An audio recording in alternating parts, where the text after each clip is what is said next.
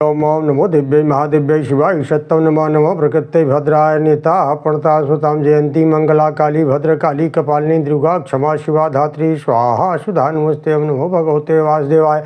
सज्जनों, आप देख रहे हैं हमारे अनंत पत्र न्यूज चैनल पर श्रीमद् देवी भागवत महापुराण की कथा। आज का प्रसंग है, आज द्वितीय स्कंद की कथा है, जिसमें सत्यवती एवं व्यास जी महाराज के जन्म की कथा है। सीधा चलते हैं कथा की तरफ। सौनक जी कहते हैं, हे सूत जी, सत्यवती और व्यास जी की जन्म की कथा सुनाइए। सूत जी कहते हैं, शौनकादि ऋषियों, एक सत्यवादी उपरिचर नामक राजा थे। उनकी तपस्या से प्रसन्न होकर देवराज इंद्र ने उनको एक बहुत सुंदर विमान भेंट किया था। वह उस विमान पर बैठकर वह पूरे राज्य में भ्रमण किया करते थे। पृथ्वी से ऊपर चलने के कारण ही उनका नाम उपरिचर हुआ। उनकी पत्नी का नाम गिरि था। महाराज उपरिचर के 5 पुत्र थे। एक बार राजा उपरिचर की पत्नी ने अपने पति से पुत्र प्राप्त की कामना की। तब उनके पितरों ने उनसे कहा, हे राजन, हमारे लिए मुर्गों को मार कर ले आओ। राजा ने अपनी पत्नी को उसी स्थिति में छोड़कर पितरों की आज्ञा का पालन करते हुए मुर्गों को मारने के लिए जंगल में चले आए। पर उनका मन उनकी पत्नी में लगा रहा था। उनके मन में काम वासना थी, जिसके कारण उनका तेज स्खलित हो गया। इसे उन्होंने एक बरगद के दोने में रख कर एक पंछी को बुलाकर कहा, तुम इसे ग्रहण करो और उसे ले जाकर मेरी पत्नी गिरि को दे दो। वह बाज राजा की आज्ञा का पालन करते हुए उसे लेकर आकाश में उड़ गया। किंतु संयोग से एक बाज की दृष्टि उस पर पड़ गई और दोनों बाज आपस में युद्ध करने लगे, जिससे वह जमुना जी के जल में गिर गया। उसी समय अद्रिका नामक एक अप्सरा जल में क्रीड़ा कर रही थी। उसकी दृष्टि पड़ी एक ब्राह्मण पर जो संध्या वंदन कर रहे थे। उसने चुपचाप जाकर ब्राह्मण के दोनों पैर पकड़ लिए। ब्राह्मण को बहुत क्रोध आया। उसने कहा, तुमने मेरी पूजा में विघ्न डाला है, इसलिए मैं श्राप देता हूँ कि तुम मछली हो जाओ। अद्रिका नामक अप्सरा मछली बन गई और बाज के आपसी युद्ध में तेज से भरा हुआ दोना यमुना जी में गिरा और मछली बनी अप्सरा ने इसे निगल लिया। इसी समय एक मछुआरे ने उस मछली को अपने जाल में फंसा लिया और जब उसके पेट को चीरा गया तो उससे सुंदर आकार वाली 2 जुड़वा संतानें उत्पन्न हुई। एक बालक था और एक बालिका थी। मछुआरे ने दोनों संतानों को ले जाकर के राजा को सौंप दिया। राजा ने पुत्र को अपने पास रख लिया, किंतु कन्या को उसे ही प्रदान कर दिया, जो आगे चलकर मत्स्योदरी के नाम से प्रसिद्ध हुई। ओम नमो भगवते वासुदेवाय। बार पराशर मुनि तीर्थ यात्रा करते हुए यमुना के तट पर पहुँचे। वहीं निषाद रहते थे। पराशर मुनि ने निषाद से नाव की मांग की, जिस पर निषाद ने अपनी सुंदर पुत्री मत्स्यगंधा से कहा, तुम मुनि को नाव में बैठा करके उस पार जाने में उनकी सहायता करो। मत्स्यगंधा ने पराशर मुनि को नाव में बिठाया और वह पार होने लगी। पराशर मुनि ने उसकी सुंदरता से मोहित होकर उससे प्रणय निवेदन किया, परंतु मत्स्यगंधा ने कहा, हे मुनिवर, मैं तो दुर्गंध वाली हूँ, क्या आपको मुझसे घृणा नहीं आती? संबंध तो बराबर वालों में ही होना चाहिए। मत्स्यगंधा के ऐसे कहते ही पराशर जी ने अपने तपोबल से मत्स्यगंधा की महक को 1 योजन तक फैला दिया और कहा, हे देवी, आज से तुम मत्स्यगंधा नहीं बल्कि योजन गंधा के रूप में जानी जाओगी। पुनः जब पराशर जी ने प्रार्थना की तब मत्स्यगंधा ने कहा, हे मुनिश्रेष्ठ, यदि मैं आपके साथ संसर्ग करूंगी तो उसके पश्चात मैं अपने पिता को क्या उत्तर दूंगी? पराशर जी ने कहा, देवी, आज तक मेरे मन में किसी के प्रति कोई भी वासना नहीं आई। उर्वशी आदि अप्सराओं को देखकर भी मेरे मन में काम भाव नहीं आया, यह तुम्हारे प्रति भी ऐसा भाव जागृत हो रहा है तो जरूर इसके पीछे कोई विधि विधान होगा। मैं तुम्हें आशीर्वाद देता हूँ कि तुम्हारा पुत्र भगवान विष्णु के अंश से उत्पन्न होगा और वह तीनों लोकों में विख्यात होगा। तुम्हारे माता पिता इस बात को नहीं जान पाएंगे और तुम्हारा कन्या व्रत भी नष्ट नहीं होगा। ऐसा कहकर पाराशर जी ने मत्स्यगंधा के साथ संबंध स्थापित किया। सत्यवती तत्काल गर्भवती हो गई और उसी समय यमुना जी ने के द्वीप में एक अत्यंत सुंदर पुत्र को जन्म दिया। ओम नमो भगवते वासुदेवाय। बोलिए व्यास भगवान की जय। ओम नमो भगवते वासुदेवाय। सज्जनों, अब व्यास जी का जन्म हो गया है। आइए चलते हैं सीधा कथा की तरफ। व्यास जी अपनी माता से कहते हैं, मैं तप करने जा रहा हूँ, लेकिन मैं आपको वचन देता हूँ जब भी आप मेरा स्मरण करेंगे वहीं मैं आपके सामने प्रकट हो जाऊंगा। यह कहकर व्यास जी चले गए। सत्यवती ने बालक को यमुना द्वीप में जन्म दिया, इसलिए वह द्वैपायन नाम से विख्यात हो गए।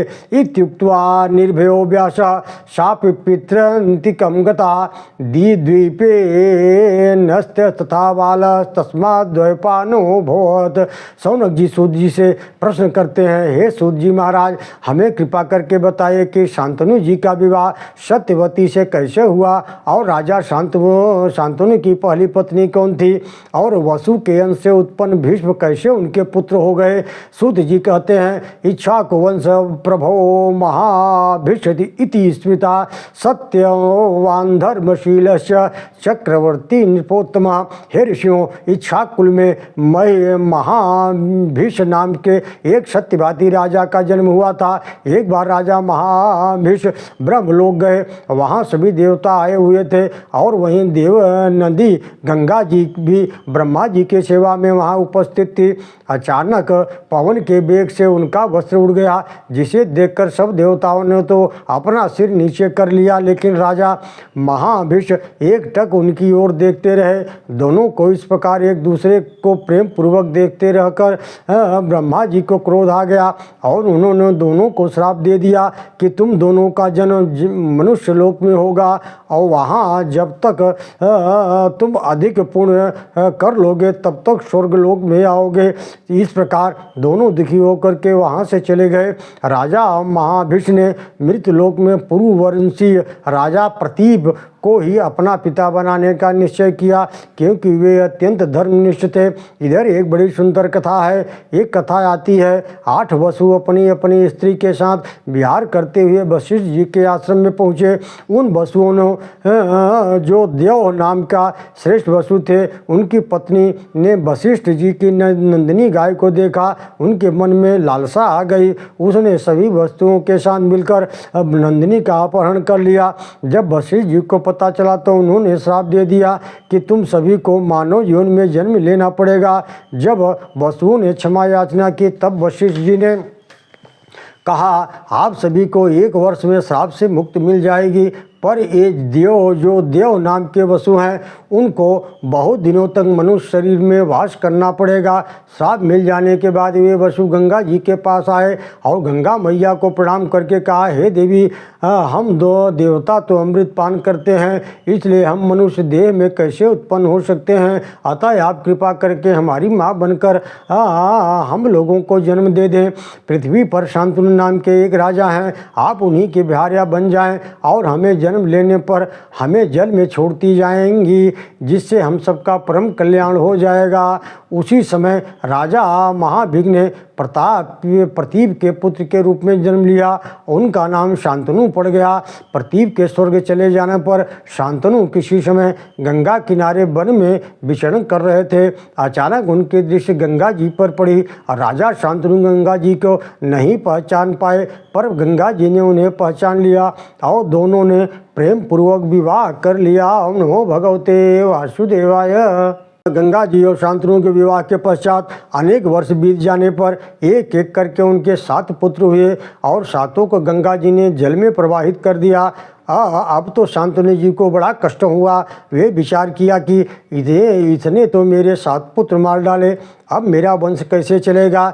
यदि मैं इन्हें रोकूंगा तो ये मुझे त्याग करके चली जाएगी, इसलिए मैं क्या करूं। ऐसा विचार कर ही रहे थे कि समय आने पर उनको देव नामक 8वां वसु माँ गंगा के गर्भ में आ गया। तब भयभीत होकर के शांतनु गंगा जी के पैर में गिर पड़े और उन्होंने कहा, हे देवी, मैं इस पुत्र का पालन पोषण करना चाहता हूँ। तुमने मेरे 7 पुत्रों को मार डाला है, किंतु मेरे इस 8वें पुत्र की रक्षा करो। पुत्र के जन्म के बाद जब गंगा मैया नहीं रुकी तो राजा शांतनु को क्रोध आया और उन्होंने गंगा मैया को बहुत कटु वचन से प्रताड़ित किया।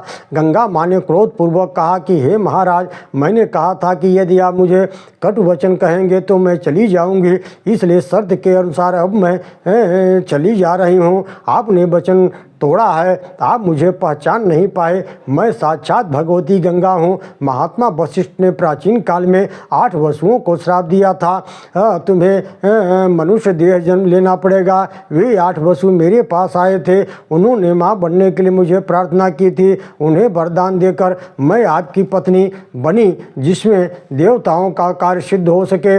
7 वसु तो पुत्र बनकर ऋषि श्राप से मुक्त हो गए। यह 8वां वसु कुछ समय तक आपके पुत्र के रूप में विद्यमान रहेगा और यह गांगे बड़ा ही बलवान होगा। अब मैं इसे लेकर जा रही हूँ। इसके युवा होने पर पुनः मैं इसे आपको दे दूंगी, क्योंकि मातृहीन बालक सुखी नहीं रहता। दास्यामि यौवन प्राप्यम पालयित्वा महीपते, न मातृरहित पुत्रो जीवेन च सुखी भवेत्। बालक को लेकर गंगा माँ अंतर ध्यान हो गई। कुछ समय बीतने पर शांतनु आखेट करने के लिए वन में गए। वहाँ उन्होंने नदी के किनारे एक बालक को धनुष खींचकर बहुत से बाणों को एक साथ छोड़ते हुए देखा। आश्चर्यचकित होकर वे उस बालक को देखने लगे। जैसे ही शांतनु ने इस बालक से पूछा कि तुम कौन हो, वह बालक अंतर ध्यान हो गया। शांतनु जी विचार करने लगे कि ये बालक कौन था और कहाँ चला गया। वह माँ गंगा से प्रार्थना करने लगे। उसी समय भगवती गंगा उस पुत्र को लेकर प्रकट हो गई। उन्होंने कहा, हे राजन, ये आपका ही पुत्र 8वां वसु है। अब मैं इस पुत्र को आपको सौंपती हूँ। ऐसा कहकर गंगा मैया वहाँ से अंतर ध्यान हो गई। बोलिए गंगा मैया की जय। शौनक जी कहते हैं, हे सूत जी महाराज, आपने 8 वसुओं के जन्म की उत्पत्ति की कथा सुनाई। कृपा करके हमें बताइए कि व्यास जी की सत्यवती नाम की माता का शांतनु के साथ कैसे विवाह हुआ। नमो भगवते वासुदेवाय।